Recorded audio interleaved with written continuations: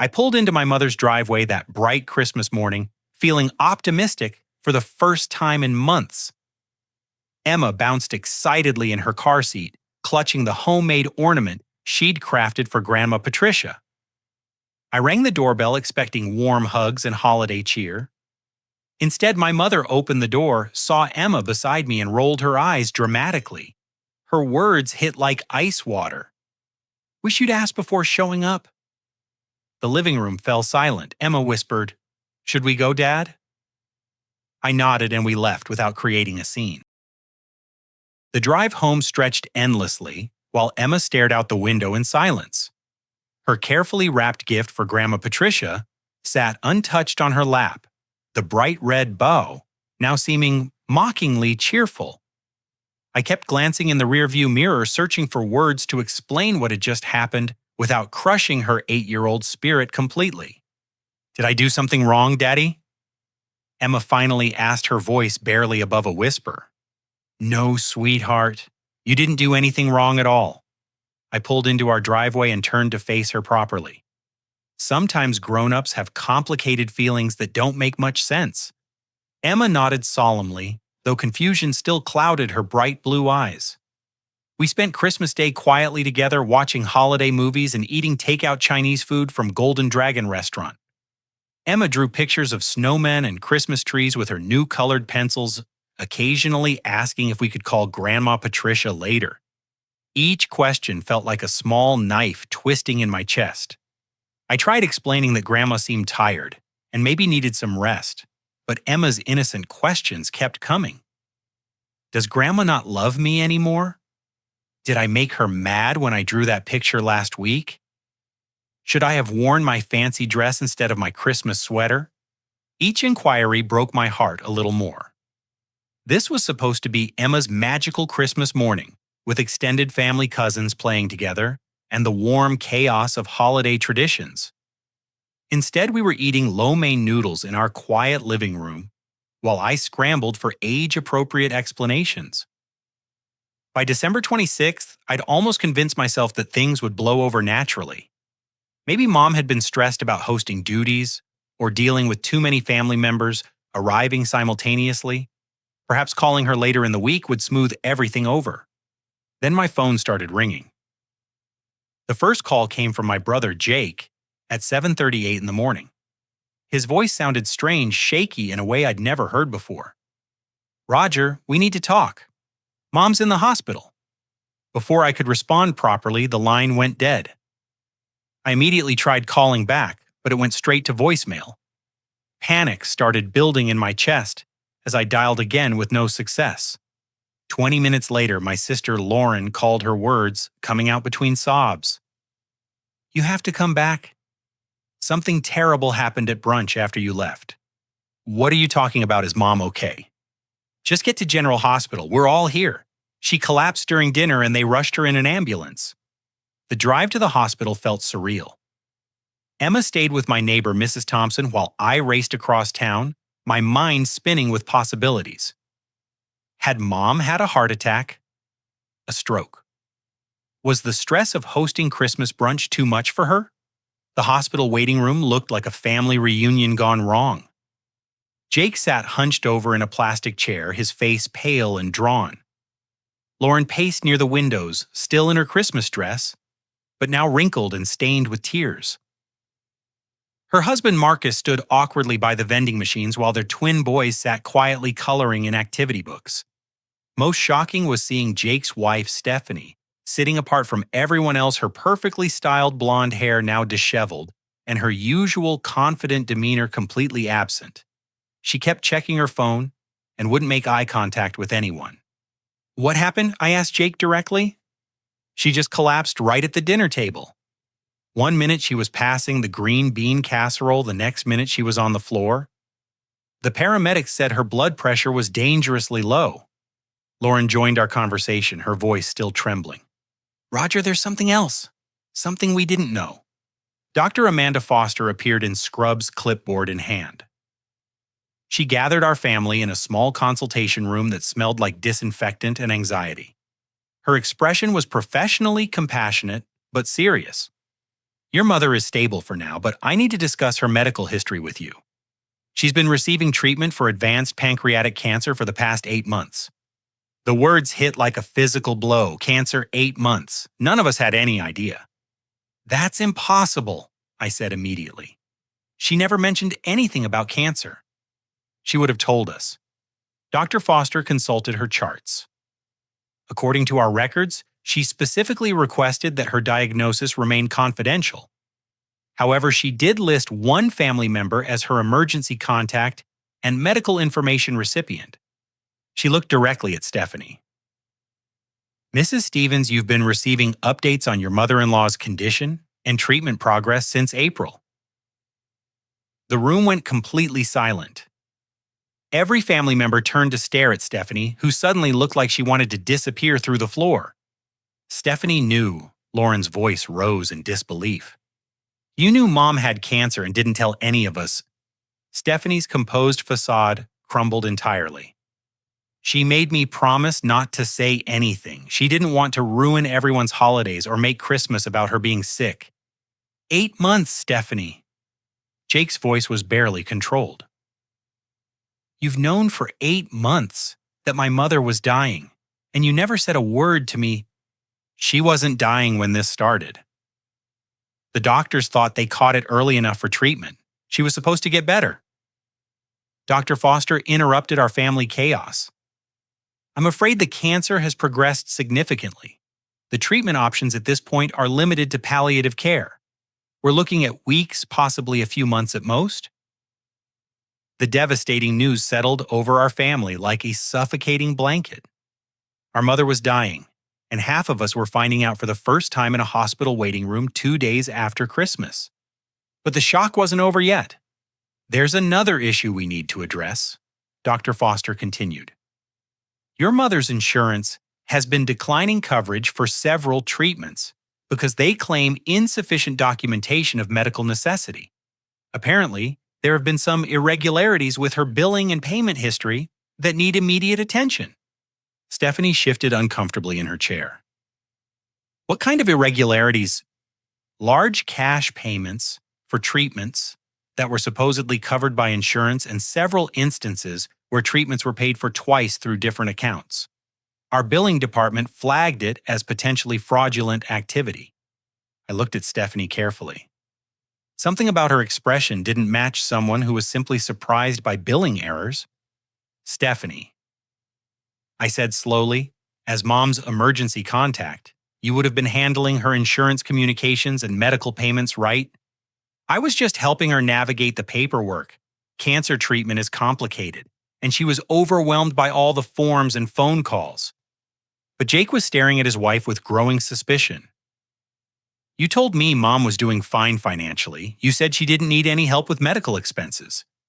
She didn't want you to worry about money while she was sick. Dr. Foster cleared her throat diplomatically. Perhaps this family discussion should continue privately. Your mother is awake now and asking to see everyone. However, I should mention that she's been quite distressed about family conflicts, and specifically asked about Roger and Emma several times. As we walked toward Mom's room, pieces of a horrible puzzle started fitting together in my mind. Stephanie had known about the cancer for 8 months. She'd been handling Mom's medical communications and payments. She'd been present when Mom made the decision to keep the diagnosis secret from her own children. And most damning of all, she'd been at the Christmas brunch early that morning, arriving 40 minutes before anyone else, according to Jake. She'd had plenty of time to coach Mom on exactly what to say when I arrived with Emma. The woman who'd convinced my dying mother to exclude me from our final Christmas together had been sitting on this devastating secret for 8 months, while pretending everything was perfectly normal. Walking into Mom's hospital room felt like stepping into an alternate reality. Patricia looked fragile against the stark white pillows, her usually vibrant complexion now ashen and drawn. IV lines snaked from her arms, while monitors beeped steadily in the background. When she saw me approaching her bedside, tears immediately started flowing down her cheeks. Roger, honey, I'm so sorry about Christmas morning. I don't know what came over me. I took her hand gently, feeling how thin and cold her fingers had become. Mom, don't worry about that right now. We need to focus on getting you better. I was so scared about telling you kids about the cancer. Stephanie said you had enough problems with your divorce and Emma's adjustment issues. She convinced me that keeping it quiet would protect everyone from unnecessary worry during the holidays. Behind me, I heard Jake make a sound like he'd been punched in the stomach. Lauren moved closer to Mom's other side, reaching for her free hand. Mom, we're your children. We should have been here supporting you through this whole thing, not left in the dark. Patricia's eyes darted towards Stephanie, who remained standing near the doorway. Stephanie's been such a tremendous help with all the medical appointments and insurance paperwork. I don't think I could have managed the complexity without her guidance. Dr. Foster had mentioned irregularities with billing and payments, which meant I needed to understand exactly what kind of help Stephanie had been providing. As Patricia's son and legal power of attorney for medical decisions, I had every right to review her treatment history and financial arrangements. Mom, I'd like to meet with your oncologist and get a complete picture of your treatment plan. We need to coordinate your care properly going forward. Of course, sweetheart. Dr. Martinez has been wonderful, though some of the newer treatments have been quite expensive even with Medicare coverage. Stephanie spoke up from across the room. Patricia, you should rest now. Too much discussion might tire you out unnecessarily. Something about Stephanie's tone struck me as controlling rather than caring. She seemed eager to limit Mom's conversation about medical details, which raised red flags given the billing irregularities Dr. Foster had mentioned. Over the next several hours, I began coordinating with the hospital staff to understand Mom's condition and care requirements. The oncology team explained that her cancer had indeed progressed beyond the point where aggressive treatment would be beneficial. The focus now needed to be on pain management and quality of life during her remaining time. But when I requested copies of her medical records and billing history, I discovered disturbing inconsistencies. According to the hospital's financial office, Mom had been paying cash for several expensive treatments that should have been fully covered by her Medicare Advantage plan. The total out-of-pocket expenses over 8 months exceeded $37,000. That doesn't make sense, I told the billing coordinator. Medicare Advantage plans have annual out-of-pocket maximums around $7,500. How could she owe this much? Someone representing themselves as her medical power of attorney told our billing department that she preferred to pay cash up front to avoid insurance delays, then submit reimbursement claims later. Who specifically made those arrangements? The billing coordinator consulted her computer records. Stephanie Stevens listed as her daughter-in-law and medical advocate. My stomach dropped. As Patricia's actual power of attorney, I knew that no one else had legal authority to make financial decisions about her medical care. Stephanie had been misrepresenting her authority while making expensive payment arrangements that drained Mom's savings. When I returned to Mom's room, I found Jake sitting beside her bed, while Lauren and Marcus had taken their boys to the hospital cafeteria. Stephanie was noticeably absent. Where's Stephanie? I asked Jake. She said she needed to run home and check on our kids, maybe grab some clothes since we'll probably be staying here tonight. This gave me an opportunity to speak with Jake privately about the financial irregularities I'd discovered. When I explained what the billing office had told me, Jake's face went completely white.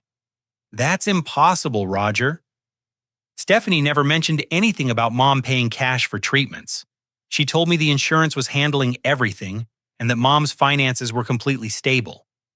Jake, $37,000 is missing from Mom's accounts. Someone has been making unauthorized payments while misrepresenting their legal authority. Are you saying Stephanie stole from Mom? I'm saying the evidence points toward financial mismanagement at minimum and potentially elder financial abuse. Jake stared at his hands for a long moment. Roger, I need to tell you something else. Something that's been bothering me for months. He explained that Stephanie had been encouraging him to spend more time with Mom over the past year, which initially seemed like thoughtful family encouragement. But now he realized she'd been systematically gathering information about Mom's financial situation, medical history, and daily routines. She knew exactly when Mom had doctor appointments, which bank she used when her Social Security checks arrived, everything. I thought she was just being helpful and organized. The picture was becoming clearer and more disturbing. Stephanie hadn't just hidden Mom's cancer diagnosis from the family. She'd been positioning herself as Mom's primary caregiver and medical advocate, while potentially stealing thousands of dollars in the process. "There's something else," Jake continued reluctantly. "6 months ago, Stephanie suggested that maybe I should become Mom's power of attorney instead of you. She said Mom was getting older and might need someone more locally available to help with decisions. Did Mom ever express concerns about me being her power of attorney?" "No, never." That's what seems strange about Stephanie bringing it up. "But she kept mentioning how busy you were with your divorce and how much stress you were under with Emma's custody arrangements." I realized Stephanie had been working to systematically isolate me from Mom's medical and financial affairs for months. The Christmas brunch incident wasn't spontaneous rudeness. It was part of a calculated plan to paint me as an unreliable, absent son who couldn't be trusted with family responsibilities. When Lauren returned with her family, I shared my discoveries about the financial irregularities. Her reaction was immediate shock, followed by growing anger. "Roger, I need to tell you something about Stephanie that's been bothering me too. Last month, she approached me privately and suggested that Mom was showing signs of cognitive decline. She said maybe we should consider having her evaluated for dementia or Alzheimer's. Did you notice any signs of cognitive problems when you visited Mom?" "None whatsoever. She seemed sharp as ever." But Stephanie made it sound like she was spending more time with Mom and noticing things the rest of us missed. The pattern was becoming undeniable. Stephanie had been systematically building a case that Mom was mentally declining and that I was an unreliable son, while positioning herself and Jake as the responsible family members who should take control of medical and financial decisions. Dr. Foster returned to check on Patricia and update us on her condition. After examining Mom and adjusting her medications, she pulled our family aside again. "Your mother's spirits have improved significantly since seeing all of you together. However, I'm concerned about the stress she's been under regarding family relationships and financial pressures." She mentioned several times that she was worried about being a burden and that some family members might be upset about treatment costs. "Doctor, we're discovering that Mom may have been given incorrect information about her insurance coverage and treatment expenses. Someone has been making financial arrangements without proper authority." Dr. Foster looked concerned. "Elder financial abuse is unfortunately common, especially when patients are vulnerable due to serious illness. If you suspect fraud or theft, you should report it to Adult Protective Services and local law enforcement immediately." As if on cue, Stephanie returned to the hospital carrying an overnight bag and appearing unusually flustered. Her hair was disheveled, and she kept checking her phone anxiously. "How's Patricia doing? Any changes in her condition?" "Mom's stable," I replied carefully. "We've been discussing her treatment history and financial arrangements with the medical team." Stephanie's expression shifted almost imperceptibly, but I caught the flash of panic in her eyes before she composed herself. "Good. I'm glad you're finally taking an active interest in her care coordination." The passive-aggressive comment was clearly designed to suggest I'd been absent or uninvolved previously, but now I understood it was part of her broader strategy to undermine my credibility and position herself as the devoted family caregiver. Jake looked between his wife and me with growing tension. The man was being forced to consider that his wife of 7 years might be a manipulative thief who'd been exploiting his dying mother. As the evening wore on, Stephanie's behavior became increasingly erratic. She kept leaving the hospital for unexplained phone calls and seemed nervous about any discussion of Mom's medical billing or insurance coverage. When Lauren mentioned that we should review Mom's bank statements to understand her financial situation, Stephanie quickly suggested that such matters could wait until Patricia was stronger. But Patricia was running out of time. The cancer was advancing rapidly, and we needed to coordinate her care immediately. More importantly, if Stephanie had indeed been stealing from Mom's medical fund, we needed to recover those resources to ensure Patricia could afford proper palliative care during her final weeks. The family was fracturing under the weight of these revelations, but the truth was finally starting to emerge. My mother's cold reception at Christmas brunch hadn't been about holiday stress or family dynamics. It had been the result of months of calculated manipulation by someone who'd been systematically stealing from a dying woman while poisoning family relationships to cover her tracks. The next morning brought harsh December sunlight streaming through the hospital windows as I sat in the financial counselor's office surrounded by stacks of medical bills and bank statements. What I discovered made my hands shake with fury. Patricia's savings account showed a pattern of large withdrawals dating back 14 months, all bearing her signature, but written in amounts and frequencies that made no logical sense. Withdrawals of $4,700, $6,200, and $8,900 appeared monthly, always deposited into accounts I couldn't identify.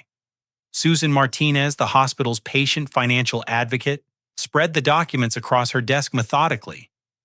Mr. Thompson, these payment patterns indicate someone with intimate knowledge of your mother's account information and spending habits. The signatures are consistent, but the amounts suggest desperation rather than planned medical expenses. What do you mean by desperation? Look at the progression. Early withdrawals were for specific treatment amounts that corresponded to actual medical bills. But starting in September, the amounts became irregular and much larger. Someone was taking money for purposes beyond your mother's cancer treatment. I studied the bank statements more carefully. Susan was absolutely right. The earlier withdrawals matched documented medical expenses, but the recent ones seemed random and excessive. There's something else troubling, Susan continued. Your mother's Medicare Advantage plan should have covered most of these treatments after her annual deductible was met. Someone convinced her to pay cash unnecessarily, creating artificial financial hardship. My phone buzzed with a text message from Jake. Found something in Stephanie's laptop bag. Can you meet me in the parking garage? I excused myself from the financial review and found Jake standing beside his pickup truck, holding a manila folder with shaking hands. His face looked like he'd aged 10 years overnight. Roger, I need to show you something, but I don't know how to handle what it means for my marriage and my kids. Inside the folder were printed emails between Stephanie and someone named Derek Walsh discussing estate planning strategies and medical power of attorney transitions. The earliest email was dated 8 months ago, just 2 weeks after Mom's cancer diagnosis. One email from Derek read, "Document every instance where Roger appears unreliable or uninvolved. Medical emergencies create opportunities to demonstrate family members' true priorities. Keep detailed records of his absences or delayed responses to family needs." Another email from Stephanie replied, "Patricia's condition is worsening faster than expected. Need to accelerate timeline for POA transfer. Roger's divorce situation provides perfect excuse for why he can't handle medical responsibilities." The final email in the sequence was dated 3 days before Christmas. Everything set for holiday demonstration. Patricia coached on appropriate responses. If Roger brings Emma unannounced, use it as evidence of his poor judgment and lack of family consideration. Jake's voice was barely audible.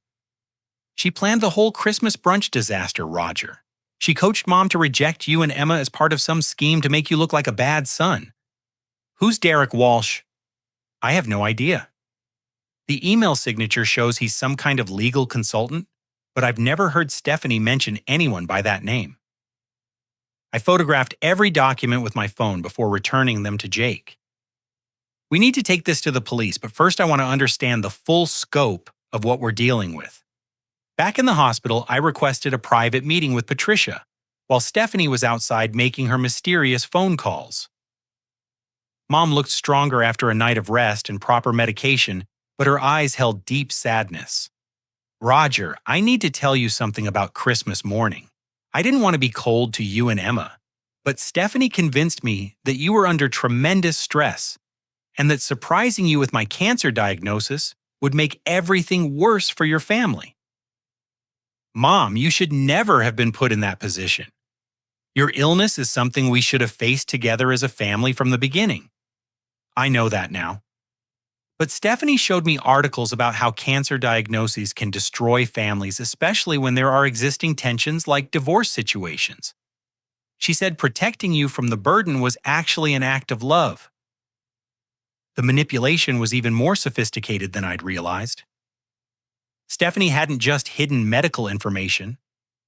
She'd convinced a vulnerable, dying woman that excluding her own son was somehow protective rather than cruel. Mom, I need to ask you directly about your financial arrangements. Have you been paying cash for medical treatments? Patricia looked confused. Stephanie handles most of the billing coordination with the insurance company. She explained that sometimes it's easier to pay upfront and get reimbursed later rather than waiting for insurance approvals that might delay treatment. How much money have you given Stephanie for medical expenses? I'm not entirely sure of the exact amounts. She keeps very detailed records and always provides receipts when I ask. Maybe $20,000 or $25,000 over the past several months? The actual amount was $37,000, meaning Stephanie had been skimming at least $12,000 while managing Mom's medical payments.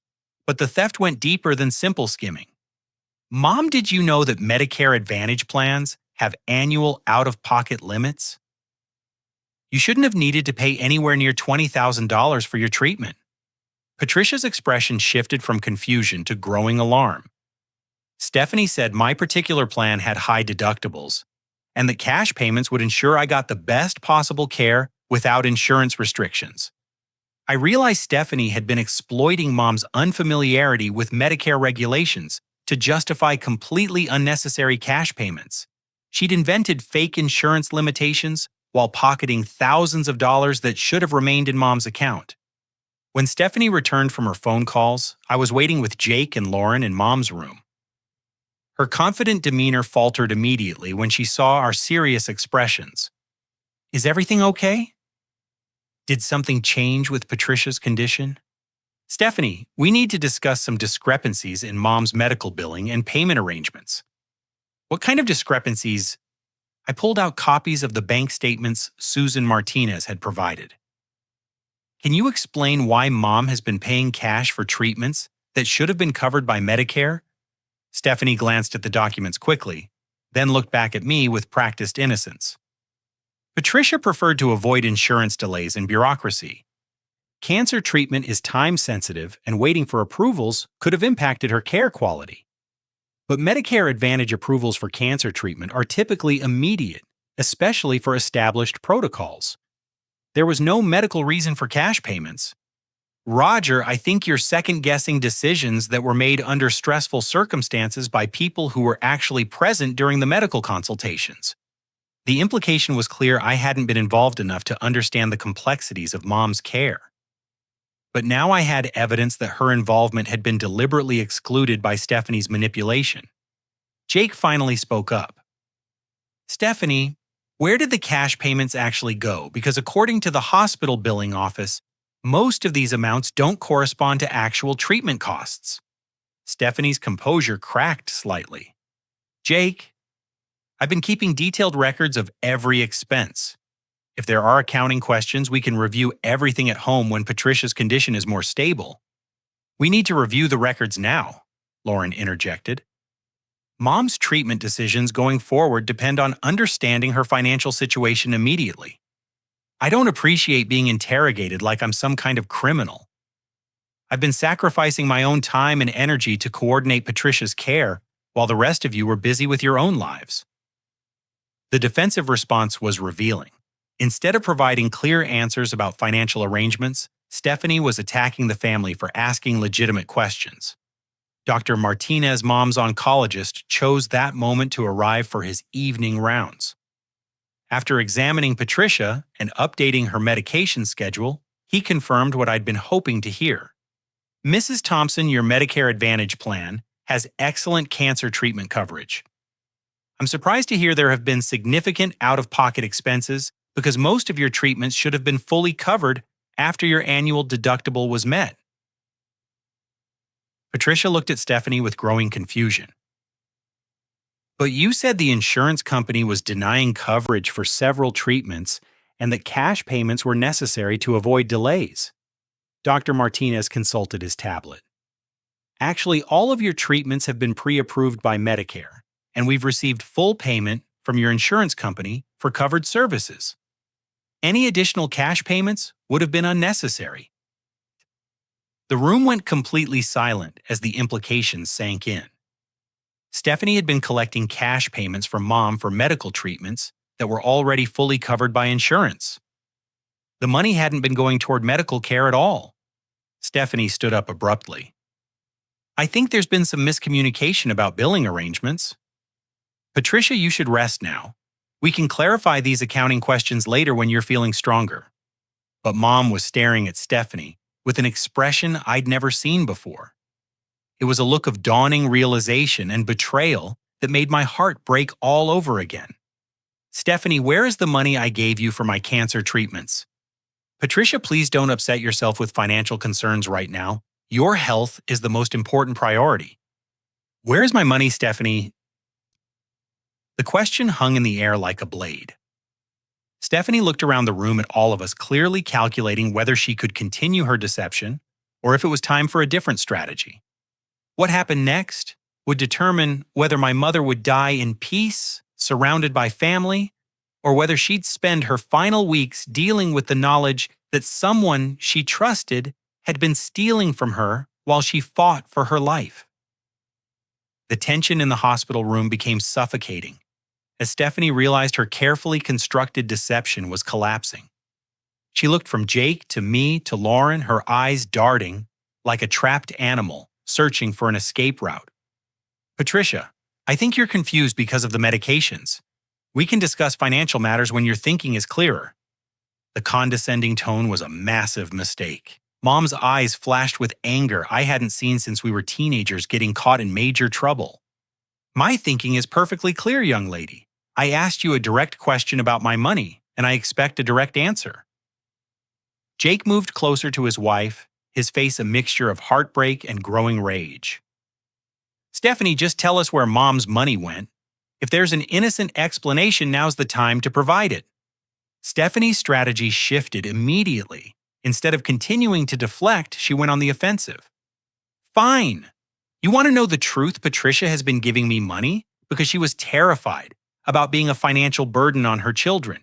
She begged me not to tell any of you about the cancer because she didn't want you to feel obligated to help with expenses during your own difficult times. She pointed directly at me, especially Roger, who's been so wrapped up in his divorce drama and custody battles that he barely calls his mother anymore. The accusation stung because it contained just enough partial truth to be effective. My divorce had been consuming and emotionally exhausting, and I hadn't been visiting Mom as frequently as usual. So instead of burdening her children, Patricia asked me to help coordinate her care and manage expenses discreetly.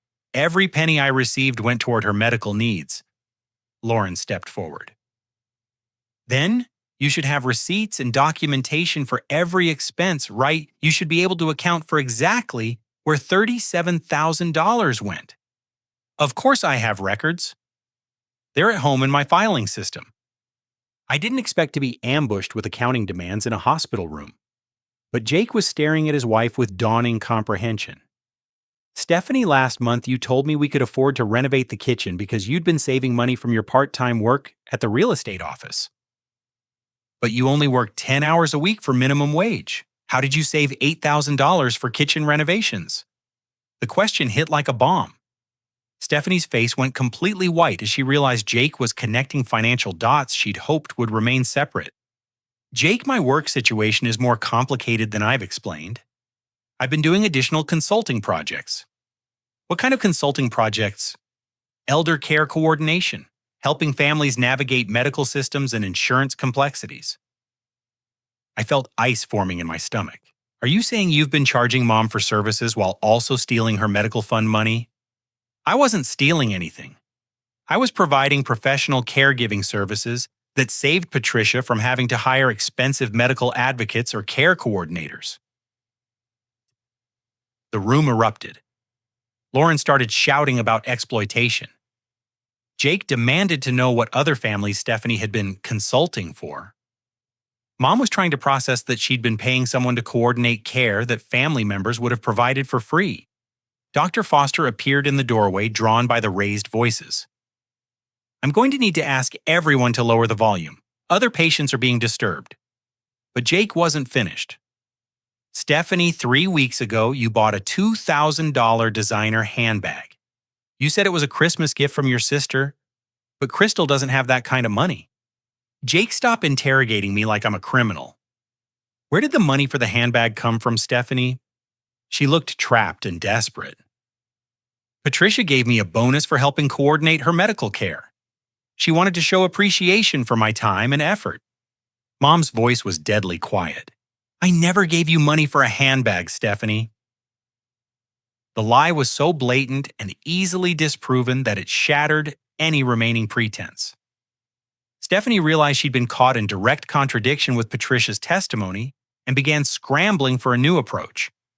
Patricia, you're clearly confused about our financial arrangements. The cancer treatments and medications are affecting your memory. It was another catastrophic mistake. Accusing a dying woman of mental incompetence in front of her children while being caught in obvious lies about stolen money was like pouring gasoline on a fire. Jake stood up slowly, his hands clenched into fists. Don't you dare suggest my mother is confused when you've been caught stealing from her. I haven't been stealing from anyone, Jake. I've been trying to help your family navigate an impossible situation while being attacked and blamed for caring too much. I decided it was time to reveal what I knew about her larger scheme. Stephanie, can you explain your email correspondence with Derek Walsh about estate planning strategies and power of attorney transfers? Her reaction was immediate and unmistakable. Pure panic flashed across her face before she tried to compose herself. I don't know what you're talking about. Jake was staring at her with growing horror. Stephanie, I found the emails in your laptop bag. I read about your plan to document Roger's unreliability and transfer Mom's power of attorney. The confrontation was spiraling beyond anything I'd expected. Stephanie realized she'd been caught in a sophisticated scheme that went far beyond simple theft. She'd been planning to gain legal control over Mom's estate while systematically excluding me from family medical decisions. You went through my personal computer files. You've been stealing from my dying mother while lying to me for months. Your privacy expectations ended when you became a criminal. Stephanie looked around the room at all of us, clearly calculating whether to continue lying or try a different approach. What she chose next revealed the full extent of her manipulation and entitlement. Fine. You want the whole truth? Patricia was never going to recover from this cancer. The doctors told me months ago that her prognosis was terminal. So yes, I started planning for the practical realities of what happens when she dies. The room went completely silent. Even Dr. Foster looked shocked by the casual cruelty of the statement. Patricia's house, her savings account, her father's business assets, everything would eventually go to her children anyway. I was simply organizing things to make the transition smoother and less emotionally traumatic for everyone involved. Jake's voice was barely controlled. You were stealing from my mother while she was dying and calling it estate planning. I was preventing family fights over inheritance by ensuring proper financial management during Patricia's illness. Mom tried to sit up straighter in her hospital bed. Stephanie, I never asked you to manage my estate or plan for my death. I asked you to help with insurance paperwork. Patricia, you're sick and emotional. You need people thinking clearly about practical matters. The paternalistic dismissal was the final straw. Lauren moved toward Stephanie with fury in her eyes. Get out. Get out of this hospital room right now before I call security. Lauren, you're being irrational. Get out. Stephanie grabbed her purse and headed toward the door, but Jake blocked her path. We're not done discussing this, Stephanie. You're going to account for every penny you took from my mother, and you're going to explain your communication with Derek Walsh. Jake, if you think you can threaten me, you're making a serious mistake. I have documentation of this family's dysfunction and Roger's inability to handle responsibility. Any legal proceedings will expose everyone's problems. The threat was clear. She'd weaponize family vulnerabilities and personal struggles to defend her criminal behavior. But as Stephanie stormed out of the hospital room, she left behind something more valuable than any evidence we'd gathered so far. She'd revealed her true character and motivations in front of witnesses, including medical professionals who could testify about her statements. Jake collapsed into the bedside chair, his face in his hands. "Mom, I'm so sorry. I brought this person into our family and she's been hurting you for months." Patricia reached for his hand weakly. "Honey, you couldn't have known. She fooled all of us." But I knew the situation was far from resolved. Stephanie had $37,000 of Mom's money somewhere, and she demonstrated that she was willing to fight dirty to keep it. She had access to Jake's house, his children, and potentially more evidence of her criminal activities. Most importantly, Mom's time was running out, and we needed to recover her medical fund immediately to ensure she could afford proper palliative care during her final weeks. The real battle was just beginning. The next morning, Detective Sarah Coleman from the county sheriff's office met me in the hospital cafeteria, her notepad open and ready for business. She was younger than I had expected, probably early 30s, with sharp eyes that suggested she'd seen enough elder abuse cases to recognize patterns quickly. "Mr. Thompson, I've reviewed the financial documents you provided, and this case shows classic signs of systematic elder exploitation. The question is whether we're dealing with an isolated incident or part of a broader criminal operation." She spread several photographs across the small cafeteria table. "These are bank statements from 2 other families in your neighborhood who've reported similar circumstances involving a woman matching your sister-in-law's description." My blood went cold as I studied the documents. The first case involved 78-year-old Dorothy Chen, whose daughter Angela had filed a police report 3 months ago about mysterious financial losses following her mother's hip surgery recovery. Mrs. Chen lost nearly $15,000 after someone volunteered to help with grocery shopping and bill paying during her rehabilitation period. The helpful volunteer gradually gained access to her banking information and began making unauthorized withdrawals. The second case was even more disturbing. Harold Vance, a retired high school teacher, had lost $12,000 after his wife died, and someone offered to help him organize estate paperwork and insurance claims. Mr. Vance trusted his volunteer helper to coordinate with insurance companies and handle complex financial documents while he was grieving. The helper convinced him to sign blank checks for estate processing fees and insurance documentation costs that never actually existed. Detective Coleman pointed to specific details in the bank statements. Same pattern in all 3 cases. The perpetrator identifies vulnerable elderly individuals going through medical crises or major life transitions, then offers helpful assistance that gradually escalates into financial control and theft. Are you saying Stephanie has been running this scam on multiple families?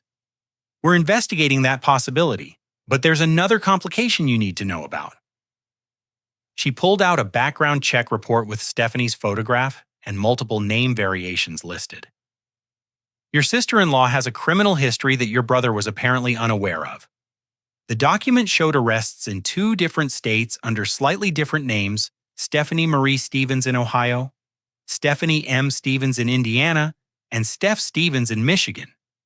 The charges included check fraud, identity theft, and elder financial abuse spanning nearly a decade.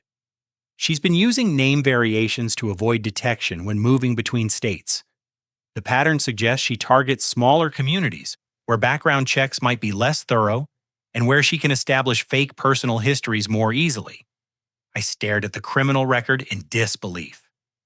Jake had married someone with an extensive history of financial crimes who'd been systematically targeting vulnerable elderly people for years. Detective, does this mean Jake could be considered an accomplice? He's been married to her for 7 years. From everything we've discovered so far, your brother appears to be another victim rather than a willing participant. Stephanie created elaborate false stories about her background and family history to avoid detection. Detective Coleman explained that Stephanie had told Jake her parents died in a car accident when she was 19, forcing her to grow up quickly and become financially independent. The truth was that her parents had disowned her after she stole $15,000 from their family hardware store in Michigan. She's been perfecting her manipulation techniques for over a decade. She researches potential victims through social media public records and community connections before making contact. Your mother became a target when Stephanie started dating your brother and learned about your family's financial stability. The revelation that Mom had been deliberately targeted rather than randomly victimized made the crime even more heinous. Stephanie had pursued a relationship with Jake specifically because she'd identified Patricia as a potential source of financial exploitation.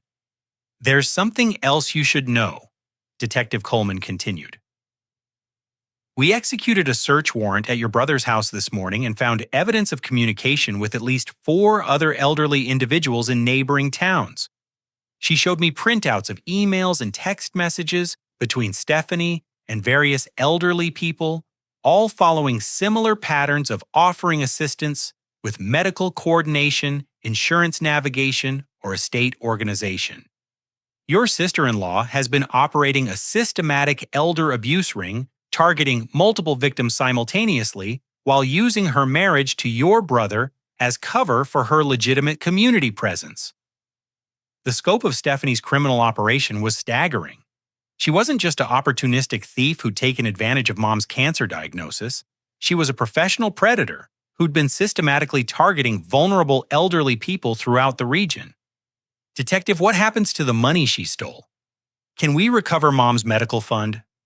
"We've frozen several accounts associated with Stephanie's various identities, and we're working to trace the stolen funds. However, recovery can be complicated when money has been transferred between multiple accounts or converted into untraceable assets." My phone buzzed with a call from Jake. When I answered, his voice sounded hollow and exhausted.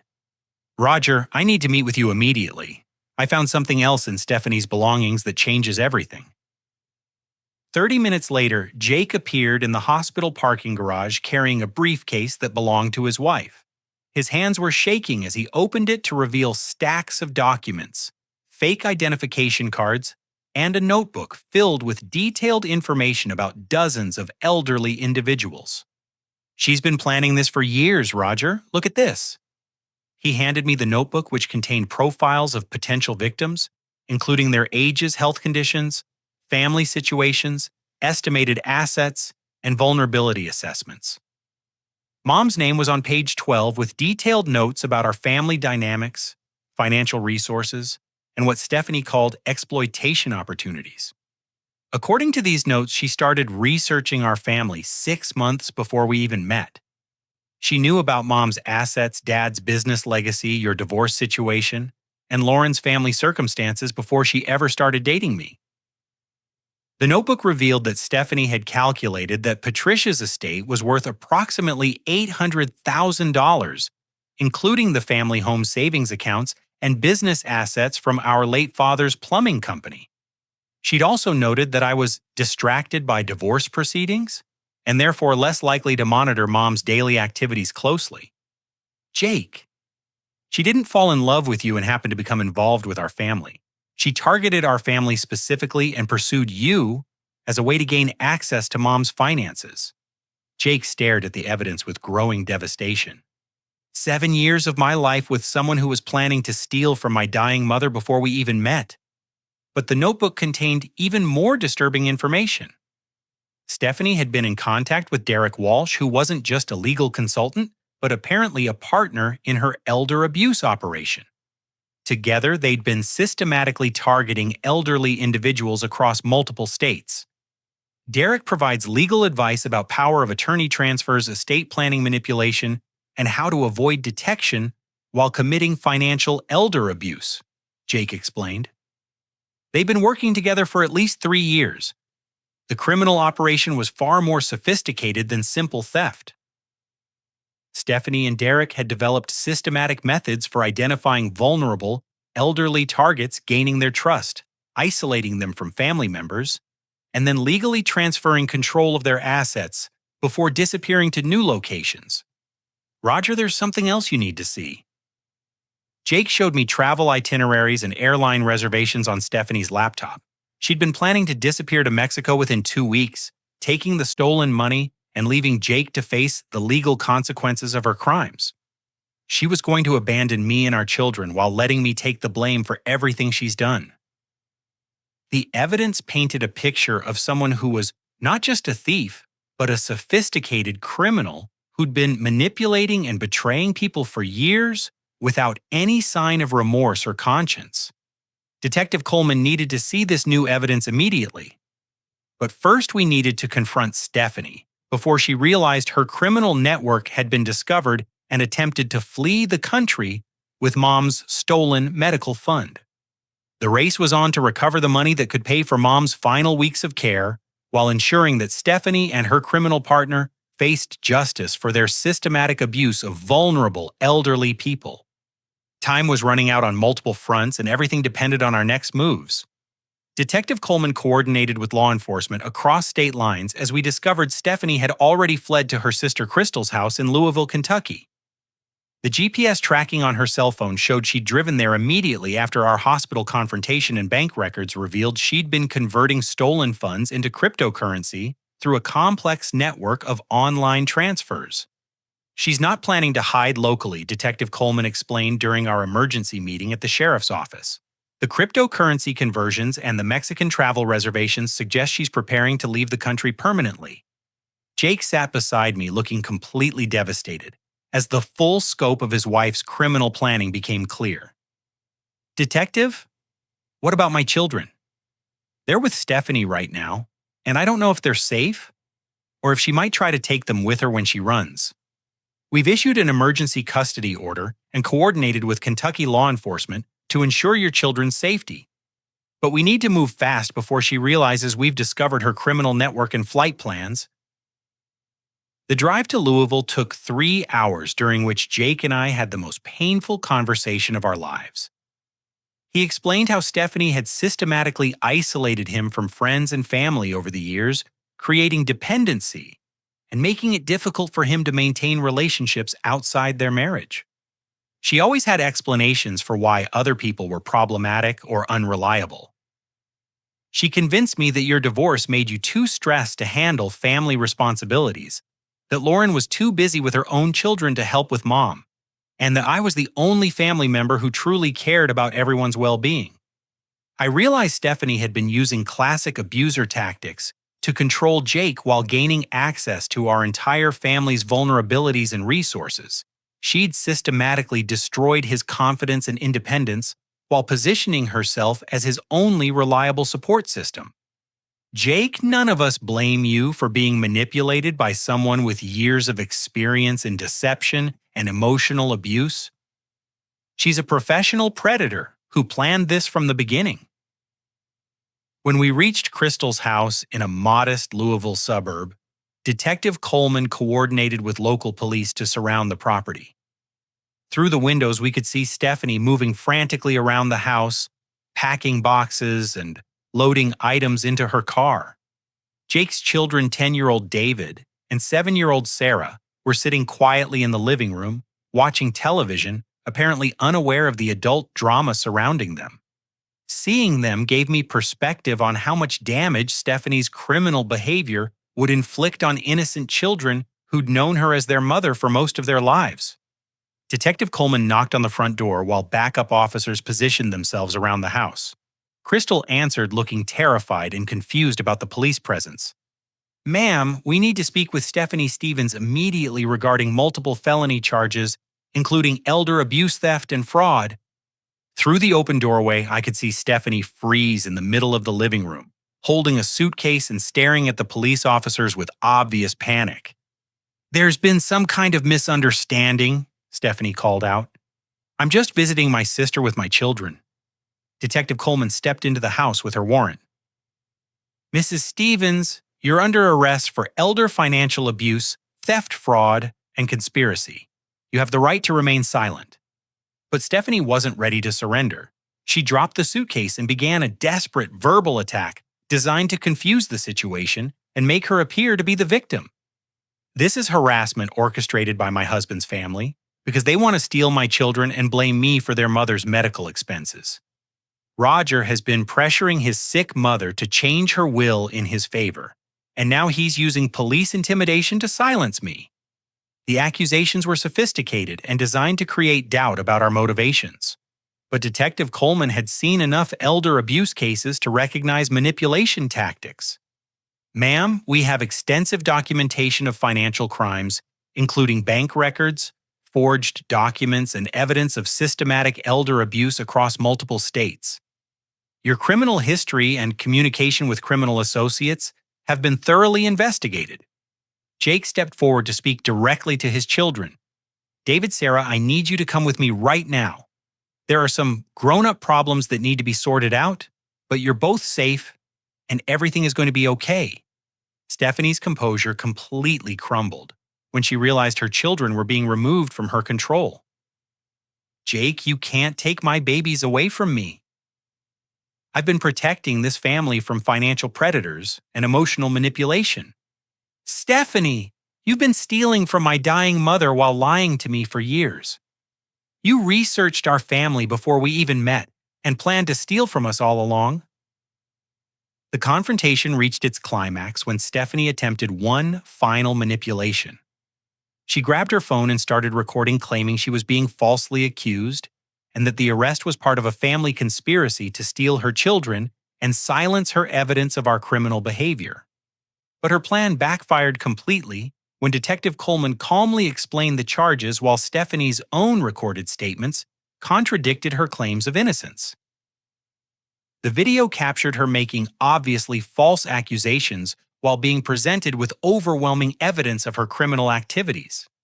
Mrs. Stevens, we have bank records showing you stole $37,000 from Patricia Thompson's medical fund criminal background checks, revealing your history of elder abuse in multiple states, and communication records documenting your conspiracy with Derek Walsh to systematically target elderly victims.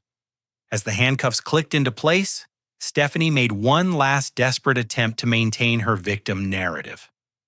My children need me. You're destroying a family based on false accusations and misunderstandings about financial arrangements. But David and Sarah were staring at their mother with growing confusion and fear. They'd witnessed her frantic packing, heard her angry outbursts, and seen police officers arresting her with detailed evidence of criminal behavior. Jake knelt down to his children's eye level. Kids, sometimes adults make very bad choices that hurt other people. Mom has been doing things that are against the law, and now she has to face the consequences for those choices. The drive back to Ohio was heartbreaking as Jake tried to explain age-appropriate versions of their mother's criminal behavior to his confused and frightened children. But it was also a relief to know that Stephanie's criminal operation had been dismantled and that she would face justice for the systematic abuse of vulnerable elderly people.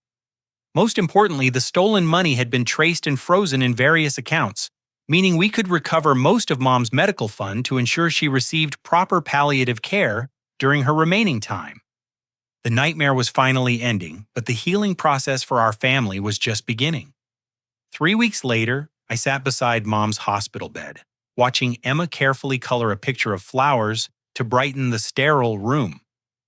Patricia's condition had stabilized somewhat with proper pain management, and the recovered funds ensured she could afford the comfort care she deserved during her final weeks. Stephanie had pleaded guilty to multiple felony charges, including elder financial abuse, theft conspiracy, and fraud across 3 states.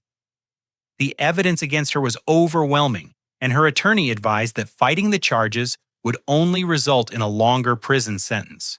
She received 5 years in federal prison with mandatory restitution to all victims, including full repayment of the $37,000 stolen from Mom's medical fund.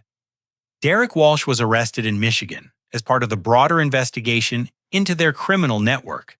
Police discovered they'd been targeting elderly victims across multiple states for over 3 years, stealing an estimated $200,000 from families dealing with medical crises and life transitions.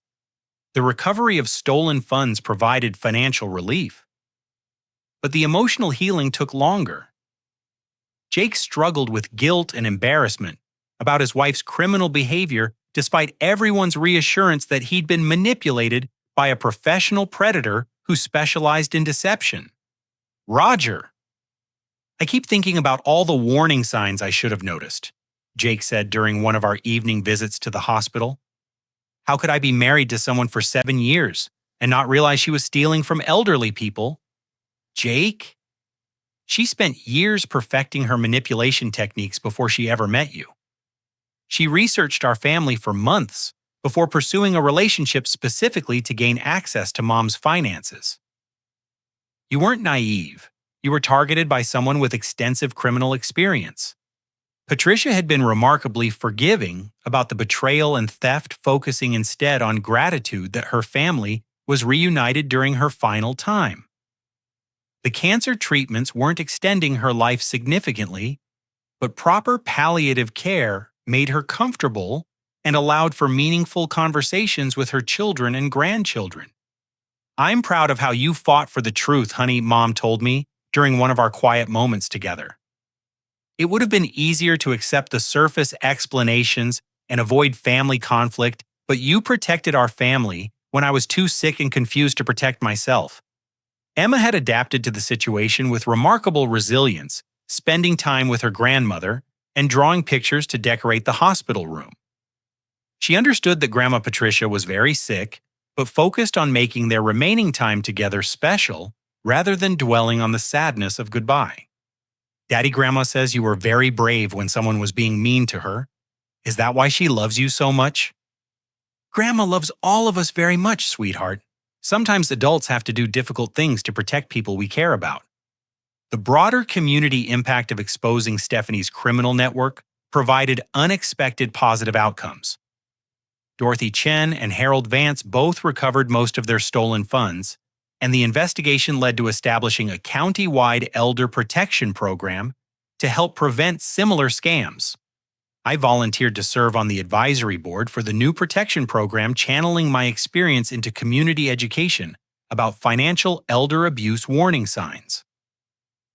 The painful experience with my own family motivated me to help other families recognize manipulation tactics before they became victims. Jake began the difficult process of divorce and single parenthood, but he found strength in his family's support and the knowledge that he'd chosen to protect his mother rather than enable his wife's criminal behavior. Patricia established a trust fund for David and Sarah's education, ensuring they wouldn't suffer financially for their mother's crimes. Uncle Roger, why did my mom do bad things to Grandma? David asked during one family visit. It was a heartbreaking question that required careful consideration. Sometimes people make very selfish choices that hurt others, buddy. Your mom made some really bad decisions, but that doesn't mean you or Sarah did anything wrong. You're both good kids who deserve to be loved and protected. The healing process included rebuilding family traditions and connections that Stephanie had systematically undermined. Lauren and I discovered that Stephanie had been subtly discouraging family gatherings and creating artificial tensions to keep us isolated from each other and Mom. Patricia passed away peacefully on a quiet February morning, surrounded by her genuine family. Her final words to me expressed pride in my character and gratitude for my persistence in protecting our family bonds despite overwhelming obstacles. Roger, thank you for fighting for what was right when it would have been easier to walk away. That's the kind of man I raised, and I'm proud of who you've become. Emma held my hand during the funeral service, remarkably composed for an 8-year-old who was saying goodbye to her beloved grandmother. Daddy Grandma told me she's proud that you're my father because you protect people who need help. The experience taught our family profound lessons about the importance of authentic relationships over superficial appearances. Stephanie had created an elaborate facade of caring and helpfulness, while systematically exploiting vulnerability for personal gain. In contrast, genuine love required courage, sacrifice, and sometimes difficult confrontations to protect people we care about. Jake eventually found healing through therapy and rebuilding his relationship with his children based on honesty rather than the pretense that had characterized his marriage. He learned to value family loyalty and integrity over material success and social appearances. Roger, I realize now that Stephanie was attracted to our family's stability and love, but she couldn't understand or appreciate what made those things possible. She saw Mom's assets as something to exploit, rather than the result of Dad's hard work and Mom's careful financial management. The Community Elder Protection Program we established helped prevent 3 additional elder abuse cases in its first year of operation. The education and awareness initiatives reached hundreds of families, providing tools to recognize manipulation tactics and financial exploitation before they caused devastating damage. 6 months after Mom's passing, Emma and I attended the program's first annual awareness event. She proudly helped distribute information packets, while I spoke about warning signs and prevention strategies. Turning our family's painful experience into community protection felt like honoring Mom's memory while preventing other families from suffering similar betrayal. Daddy, do you think Grandma would be happy that we're helping other grandmas and grandpas stay safe from mean people? I think Grandma would be very proud that we're using what we learned to protect other families, sweetheart.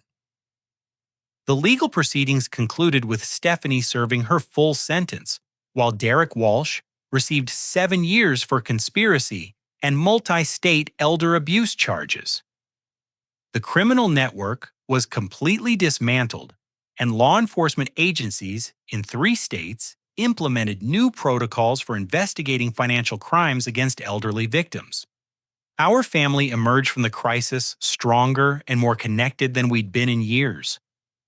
The artificial tensions and miscommunications that Stephanie had created were replaced by honest relationships based on mutual support and genuine care. Jake's children thrived with consistent family involvement and the security of knowing they were protected and loved. The Christmas spirit we'd lost during that devastating brunch was restored through authentic family connections rather than obligatory holiday gatherings. We learned that true celebration comes from genuine relationships and shared values rather than superficial traditions or social expectations. Emma's relationship with our extended family deepened as she witnessed how adults can face difficult challenges with courage and integrity. She learned that love sometimes requires fighting for what's right, even when it's painful and complicated. The final lesson came from understanding that family bonds are strengthened by protecting vulnerable members rather than accepting harmful situations to avoid conflict. Standing up to manipulation and abuse, even when perpetrated by family members, demonstrates love and loyalty rather than betrayal. Real strength comes from protecting people who can't protect themselves, regardless of personal cost or social pressure. Emma learned that her father's love is demonstrated through action and integrity, not just words or comfort. The experience taught her to value honesty, courage, and family loyalty as the foundations of genuine relationships. Justice was fully served through legal consequences for the criminals, recovery of stolen funds for victims, and prevention programs to protect future potential targets. Our family's healing was complete through restored trust, honest communication, and deeper appreciation for authentic relationships over superficial appearances. Have you ever had to choose between keeping peace in your family and fighting for what you knew was right? Sometimes protecting the people we love requires us to be brave even when it's uncomfortable or difficult. If you've faced similar situations or have thoughts about how families can protect vulnerable members from exploitation, I'd love to hear your perspective in the comments below. Thank you for listening to our story and for caring about families who face these difficult challenges. I hope sharing our experience helps other families recognize warning signs and find the courage to stand up for what's right. Please like this story. If it resonated with you, subscribe for more real-life family stories and share it with anyone who might benefit from learning about these important issues. Take care of yourselves and the people you love.